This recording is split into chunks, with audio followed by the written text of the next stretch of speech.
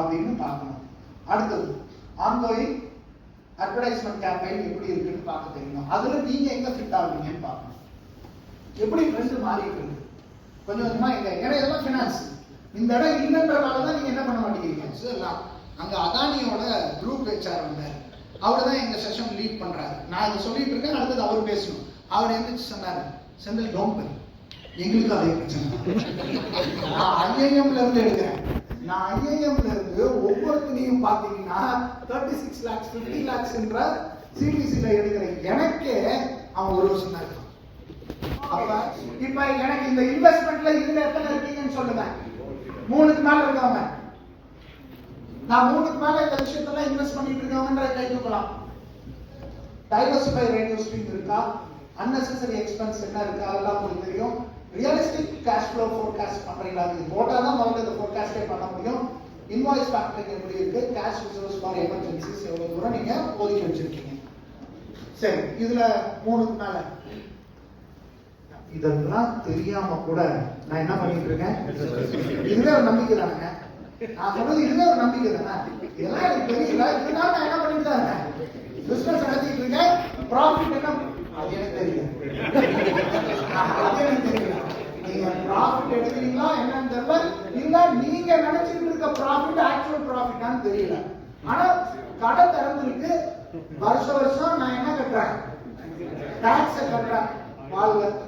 அதோட இப்ப இந்த பாத்துக்கோங்க. So please understand. இப்ப எத்தனை தான் நம்ம மூவ் பண்ணிருக்கோம், எத்தனை கட்டம் மூவ் பண்ணிருக்கோம். Market, sales, content creation, delivery. இதுல யார் யார் இருக்கீங்க அப்படின்றது பார்ப்போம். காம்ப்ரிஹென்சிவா எதனாச்சும் மார்க்கெட்டிங்க்குன்னு எதனாச்சும் ஒரு பிளான் இருக்கா, அது எதை வச்சிருக்கோம் அப்படின்னா நீங்க எத்தனை ப்ராடக்ட் வச்சிருக்கீங்கன்னு இருக்கும். சரி, 4 விதமான கண்டிப்பா ப்ராடக்ட் வச்சிருக்கீங்க. கேஷ் ஃப்ளோன்னு ஒன்று வச்சிருக்கீங்க அப்படின்னா என்ன அர்த்தம், அதுக்கு பேரு கேஷ் ஃப்ளோன்னா என்ன. ஒரு மாடு என்ன கொடுக்கும் டெய்லி, அதனால அதுல என்ன கிடைச்சிட்டு இருக்கும், டெய்லி என்ன கிடைக்கும். அது மாதிரி என்ன ப்ராடக்ட் இருக்கு எழுதுங்க உங்ககிட்ட. எனக்கு டெய்லி இப்ப கோல்டு பிசினஸ்னா கோல்டுன்றது என்னங்க, கேஷ் ஃப்ளோ கரெக்டா. டெய்லி அது என்ன ஆகிட்டே இருக்கும். சில்வரும் கோல்டும் என்ன ஆகிட்டே இருக்கும், வித்துட்டே இருக்கும் இல்லையா. அது ஒன்றும் பிரச்சனை இருக்காது. Cash flow. ஸ்டார்னா என்ன, கேஷ் ஃப்ளோ ஒரு ப்ராடக்ட், ஸ்டார் ஒரு ப்ராடக்ட். ஸ்டார்னா என்ன, இந்த ப்ராடக்ட் எனக்கு வித்துச்சுன்னா மினிமம் இந்த ரெவென்யூ எனக்கு கொடுக்கும். எனக்கு அதான் ஸ்டார். எனக்கு இது 12% 20% இது எனக்கு கொடுக்கும். ஆனா அதுக்கு கொஞ்சம் நான் என்ன பண்ணணும், மார்க்கெட்டிங் நான் பண்ணணும். அது மாதிரி ப்ராடக்ட் இருக்கா. ஹலோ இருக்கா இல்லையா, பிரிச்சது. சரி, அடுத்தது நிஷ். நிஷ்னா என்னன்னா இது எனக்கு மாசத்துக்கு 1 கூட இருக்கலாம், இந்த வாரத்துக்கு 1 இருக்கலாம். ஆனா வித்தாலே அது எது கொடுத்துரும், டோட்டலா எனக்கு கிடைக்கிற 12%ஓட அது 25% கூட எனக்கு கொடுக்கலாம். அந்த மாதிரி ஓகேங்களா. 4வது ஒன்று இருக்கு. நீங்க ஒரு 10-15 ப்ராடக்ட் வச்சிருந்தீங்கன்னா எந்த ப்ராடக்ட் செத்து போயிட்டு இருக்கு, எந்த ப்ராடக்ட் செத்து போயிட்டு இருக்கு அது பாக்குறீங்களா. அது வச்சுக்கிட்டே இருப்பீங்க. இல்ல அது என்னைக்கோ ஒரு நாள் வித்துட்டு இருக்கும். அதுக்காக என்ன பண்ணிட்டு இருக்கீங்க, வாங்கி வச்சிருக்கோம். அது வச்சுக்கிட்டே இருப்பீங்க. அது மாதிரி என்னாச்சு இருக்கா. இப்படி இருந்தால் இதுக்கு நீங்க முதல்ல என்ன முடிவு எடுக்கணும்னா, அது முதல்ல தூக்கலாமா வேணாமா. ஏன்னா தூக்கிட்டா உங்களுக்கு இன்வென்டரி காஸ்ட் என்ன ஆகும், உங்களுக்கு அங்க ஒரு மிச்சமாகும். அப்ப கேஷ் ஃப்ளோ என்ன இருக்கும், உங்களுக்கு உள்ள வரதுக்கு வாய்ப்பு இருக்கும். புரியுதுங்களா. இது சம்டைம்ஸ் என்னன்னா நம்ம ரொம்ப வருஷமா அதை வச்சுட்டு இருக்கனாலே வச்சுக்க மாட்டிட்டு இருக்கோம் பார்த்தாலும். ஸோ இந்த மாதிரி சில விஷயங்கள் நீங்க பிரிச்சு பார்த்தீங்கன்னா உங்களுக்கு என்ன சில ஐடியாஸ் எல்லாம் கிடைக்கும் அப்படின்னா, இந்த இடத்துல காம்ப்ரிஹென்சிவ் ஸ்ட்ராட்டஜி எதுக்கு கொடுக்கலாம். இப்போ ஹை ரெவென்யூ எதுக்கு வந்திருக்கோ அதுக்கு நீங்க கான்சென்ட்ரேட் பண்ணலாம். இன்னொரு முக்கியமா எனக்கு லார்ஜ் ரெவென்யூ எது கிடைக்குதோ அதுக்கு எப்படி மார்க்கெட்டிங் பண்ணணும், அதுக்கு எப்படி ஸ்ட்ராட்டஜி பண்ணணும்னு நீங்க பண்ணலாம். அடுத்தது எக்ஸிக்யூட் டார்கெட் மார்க்கெட்டிங் கேம்பெயின். அது உங்களுக்கு கண்டிப்பா நீங்க எல்லாம் டிஜிட்டல் மார்க்கெட்டிங்ல உள்ள மெதுவா வந்துதான் ஆகணும். வர வச்சிருவாங்க, ஆல்ரெடி வந்தாச்சு. அதை நீங்க கோத்ரூ பண்ணீங்கன்னா உங்களுக்கு நல்லது. ஏன்னா நெக்ஸ்ட் ஜெனரேஷன் தான் நீங்க ஃபோக்கஸ் பண்றீங்கன்னா, நெக்ஸ்ட் ஜெனரேஷன் நான் முன்னாடியே சொன்ன மாதிரி போஸ்டர்ஸ் எல்லாம் பார்க்கறது இல்லை, பெருசா பார்க்கறது இல்லை. அவங்க வீடியோ கண்டென்ட்ஸ் பார்க்கறாங்க. அடுத்தது அவங்க சர்ச் பண்றாங்க. அப்ப எஜுகேட்டிவ் கான்டென்ட் தான் நீங்க கொடுக்க வேண்டியதா இருக்கு.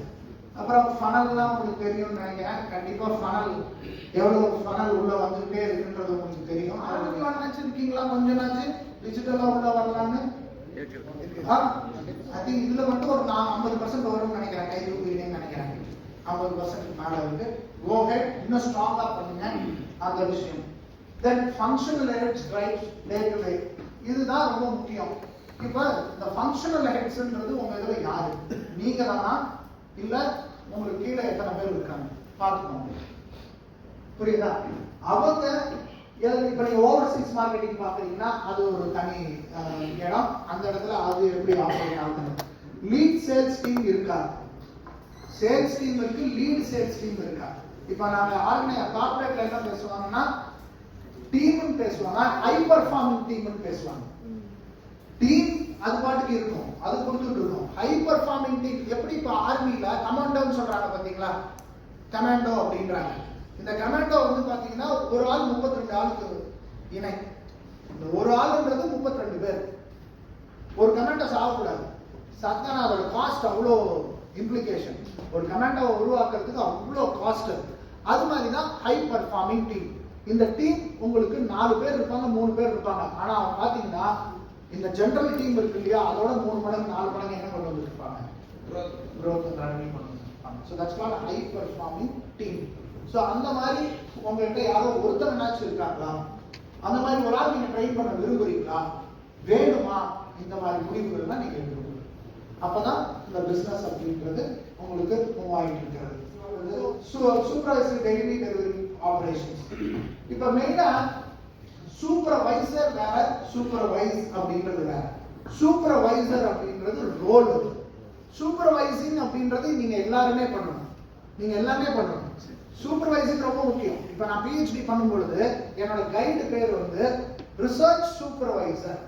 ஏன்னா அந்த PhD நான் தான் பண்ண போறேன். யார் பண்ண போல? அவர் பண்ணல. அந்த PhD நான் என்ன பண்ணணும்னா நான் 4 வருஷம் பண்றத அவர் என்ன பண்ணிட்டு இருக்கணும்? சூப்பர்வைஸ் பண்ணணும். நீ எடுத்துட்டு வந்த டேட்டா கரெக்டா, நீ இப்படிதான் அப்ரோச் பண்ணியா அப்படின்னு பண்ணணும். அப்ப கன்ஃபியூஸ் ஆகிக்கூடாது. நான் நிறைய இடத்துல சொல்லும் பொழுது எங்க சூப்பர்வைசரி ஸ்கில் நீங்க இம்ப்ரூவ் பண்ணிக்கணும்னா நான் முதலாளிங்க அப்படின்னு கரெக்டுங்க. நீங்க தான் முதலாளி. சூப்பர்வைசரி ஸ்கில் நீங்க பார்த்துக்கணுங்க. ஏன்னா அப்பதான் உங்களுக்கு என்ன தெரியும், எது எது என்னென்ன பண்ணணும்ன்றது. ஸோ இந்த மாதிரி விஷயங்கள்லாம் நம்ம கன்ஃபியூஸ் ஆகிக்கூடாது. ஸோ அதுல நம்ம எவ்வளவு தூரம் இருக்கோம். அப்புறம் ஃபினான்ஸ், மோர் IT இன்ஃப்ராஸ்ட்ரக்சர் வந்தா இதெல்லாமே. ஓகே, ப்ராடக்ட் எல்லாம் ப்ராடக்ட் வச்சிருப்பீங்க. அதுல குவாலிட்டி கண்ட்ரோல். குவாலிட்டி கண்ட்ரோலுக்கு என்ன பாராமீட்டர் வச்சிருக்கீங்க? எதாவது இருக்கா? அது என்ன பாராமீட்டர் அப்படிங்கறத பாருங்க. ரெண்டாவது ப்ராசஸ் செலக்ஷன் இருக்கு இல்லையா? ப்ராசஸ் செலக்ஷன்னா என்ன? ஒரு நீங்க வந்து அது சர்வீஸா இருந்தாலும் ஒரு ப்ராசஸ் இருக்கும், மேனுஃபேக்சரிங்கா இருந்தாலும் என்ன இருக்கும்? ஒரு இடத்துல ஆரம்பிச்சு ஒரு இடத்துல முடியும் இல்லையா? அந்த ப்ராசஸ் செலக்ஷன் உங்களுக்கு கரெக்டா போயிட்டு இருக்கா? சரியா? இது போயிட்டு இருக்கா? மூணாவது கஸ்டமர் ஃபீட்பேக். ஏற்கனவே பேசிட்டேன், அது உங்ககிட்ட வந்துட்டு இருக்கா? அதுக்கப்புறம் பிராண்டிங் எங்கனாச்சும் நீங்க பண்ணிட்டு இருக்கீங்களா? உங்க பிராண்டிங். சப்ளை செயின் வந்து நீங்க டெலிவரி கொடுக்குறீங்கல்ல, நீங்க அந்த சப்ளை செயின் ப்ராசஸ்ல டெலிவரி கொடுத்தீங்க இல்லையா, அந்த ப்ராசஸ் கரெக்டா இருக்கா? இப்ப ஒரு பொருளை எடுத்துட்டு போய் ஒருத்தவங்க கொடுத்துட்டு வராங்க இல்லையா, சிலவங்களுக்குலாம் வேற இடத்துல இருந்தெல்லாம் வரும். நீங்க இங்க இருந்தே இங்க கொண்டு போய் கொடுக்குறீங்கன்னா அது டெலிவரி பண்ணும்போது அந்த ப்ராசஸ் உங்களுக்கு கரெக்டா இருக்கா? இப்ப இன்னொன்னு சாஃப்ட்வேர் இதுக்கு அந்த மாதிரி இருக்கா? இது எதுல மட்டும் சொல்லியிருக்கேன்? இந்த பாயிண்ட்ஸ்லாம் எதுல மட்டும் சொல்லியிருக்கேன்? ப்ராடக்ட் மட்டும் சொல்லியிருக்கேன். இது வந்து நீங்க கொஞ்சம் செக் பண்ணி பாருங்க. அடுத்தது பிசினஸ் ஸ்கோப்ல ப்ராப்ளம் சால்விங் தானே நம்ம பண்ணிட்டே இருக்கோம். ஒவ்வொரு நாளும் பிசினஸ்ல நீங்க பண்றது என்ன? ப்ராப்ளம் சால்விங் தான். ஒரு பிரச்சனை வருது, அந்த பிரச்சனைக்கு என்ன பண்றீங்கன்னா முடிவெடுக்கிறதுக்கு நீங்க ட்ரை பண்றீங்க. நீங்க உங்க ஒர்க் ஃப்ளோல போற மாதிரி தான் யாரை வச்சிருக்கீங்க? ஆளை வச்சிருக்கீங்க. நிறைய நேரம் தப்பு. எது எந்த ஃப்ளோல இருக்கணும்? பிசினஸ்க்குன்னு ஒரு ஒர்க் ஃப்ளோ இருக்கும் இல்லையா, அது பிரகாரம் போற மாதிரி தான் இருக்கணும். இப்ப நிறைய நேரம் நீங்களே யோசிச்சு பாருங்க. காலையில வந்திருப்பீங்க, இந்த ஃப்ளோ எல்லாம் செய்வா அப்படின்னு சொல்லியிருப்பீங்க. திடீர்னு உங்களுக்கு ஒரு ஃபோன் கால் வந்திருக்கோம். உடனே அவனை கூப்பிட்டு என்ன பண்ணி விட்டுருப்பீங்க? மாத்தி விட்டு அனுப்பிச்சு விட்டுருப்பீங்க. திருப்பி அடுத்த வாரம் கூப்பிட்டு அப்படி ஏன்னா வேலை நடக்கலன்னு கேட்பீங்க. இது நடந்திருக்கா நடக்கலையா? அப்ப அடுத்த டெக்னாலஜி அப்டேஷனுக்கோ இல்ல அடுத்த எக்ஸ்பான்ஷனுக்கோ உங்ககிட்ட ஃபினான்ஸ் இருக்கா? இருக்குன்னா எவ்வளவு இருக்கு? அடுத்தது சோஷியல் நெட்வொர்க் எவ்வளவு தூரம் உங்களுக்கு இன்க்ரீஸ் ஆகிட்டு இருக்கு? ஏன்னா நீங்க அந்த அளவுக்கு போகணும்னா அந்த மாதிரி பீப்புளோட தான் நீங்க என்ன பண்ணணும், நீங்க அந்த மாதிரி பீப்புளோட பழகி ஆகணும். அது ரொம்ப முக்கியம். ஏன்னா நியூ எஜுகேஷன் பாலிசி என்ன சொல்லிருச்சுன்னா, எனக்கு தெரிஞ்ச அடுத்த வருஷம் தான் ரோல் அவுட் பண்ணிடுவாங்க. ரோல் அவுட் பண்ணிட்டாங்கன்னா 6வதுல இருந்தே குழந்தைங்களுக்கு என்ன கொடுக்கணும்னா ஒகேஷன் கொடுக்கணும். அப்படின்னா பிளம்பிங், எலக்ட்ரிக்கல், கார்பென்ட்ரி இதெல்லாம் நீங்க என்ன பண்ணி ஆகணும், சொல்லி கொடுக்கணும். கண்டிப்பா எத்தனை ஸ்கூல் இதெல்லாம் சொல்லி தருவாங்கன்னு எனக்கு தெரியல. அதனால நாங்க எங்க மூவ் பண்றோம்னா ஓப்பன் ஸ்கூல்ல இது கொண்டு வரோம். இது இப்ப நான்லாம் வந்து பாத்தீங்கன்னா ஒவ்வொரு எஜுகேஷன் ஐஏஎஸ் ஒவ்வொரு எஜுகேஷன் செக்ரட்டரியோடையும் நான் அதிகமா டைம் ஸ்பெண்ட் பண்ணுவேன். காரணம் என்னன்னா எங்களுக்கு அங்கதான் பிசினஸ், எங்களுக்கு அங்கதான் மாறுது. மாறுறப்ப நான் என்ன சொல்ல முடியும்னா அந்த இண்டஸ்ட்ரிக்குள்ள நான் என்ன உள்ள கொண்டு போய் முடியும். அடுத்தது லாபிங்ன்றது ரொம்ப முக்கியம். லாபின்னா என்ன, வெளிநாட்டுல எந்த கவர்மெண்ட் வருது என்ன பண்றாங்க அப்படின்றதையே லாபி பண்ணுவாங்க. நம்ம ஊர்லயும் அப்படிதான். ஆனா லாபிங்ன்றது என்னன்னா, இப்ப ஆர்எம்பி இருக்கீங்கன்னா ஆர்எம்பி ஆன் சர்டன் பிசினஸ் இதுல நீங்க லோக்கல் கவர்னன்ஸோட லாபி பண்ணணும்னா பண்ணணும், மினிஸ்டரோட பண்ணணும்னா பண்ணணும். இது பண்ணிட்டு தான் இருக்கும். ஆனா பர்சனல் லெவல்லயும் லாபிங் பண்ணணும். நெகட்டிவா பார்க்காதீங்க, லாபிங் நீங்க பண்ணிட்டு தான் இருக்கீங்க. ஆனா வேற ஃபார்ம்ல பண்ணிட்டு இருக்கீங்க. இனிமேட்டு இது இன்ஃப்ராஸ்ட்ரக்சருக்கு நீங்க யோசிச்சீங்கன்னா அது சில விஷயங்கள் நடக்கும். இவ்வளவுதான் சார். ரெகுலேட்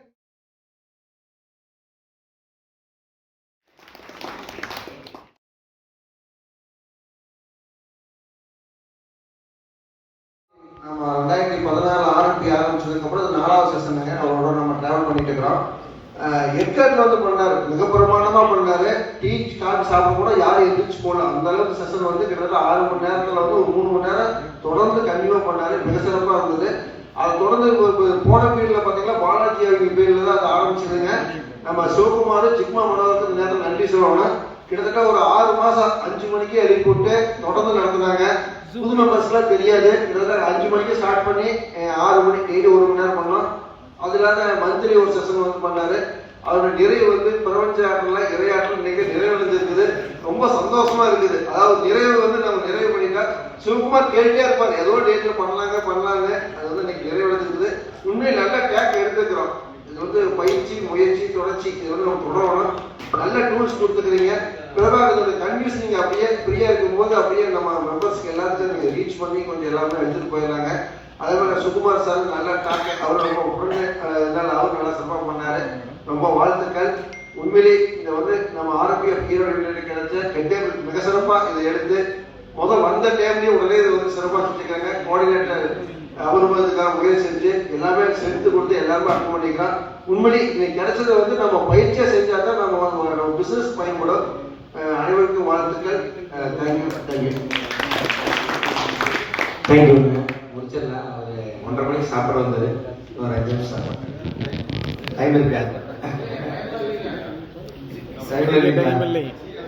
அதாவது இப்ப இவர் ஆரம்பிச்சது வந்து நம்ம 21 நினைக்கிறேன். 21 தான் ஏற்காடு ப்ரோக்ராம் வச்சிருந்தோம்ல. 21 டிசம்பர்